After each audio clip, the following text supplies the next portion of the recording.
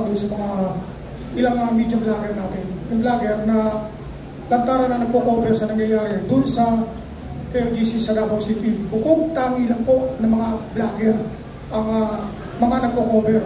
Yung mga pusasama ng loob, ay mga dapat na malalaking network natin na ilalabas yung mga katotohanan sa nangyayari sa LGC. Wala pong napapanood ang taong bayan, maliban lang sa mga vlogger, live stream, YouTube.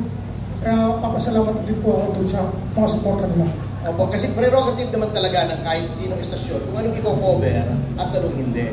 Pero katulad ng sinabi ko, wala na po yung stranglehold ng mainstream media o traditional media sa sources of information. Democratized na ngayon yan. May vloggers, may social media, may Facebook, may Instagram.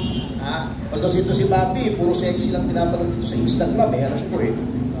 So, talagang hindi mo na may tatago ang informasyon.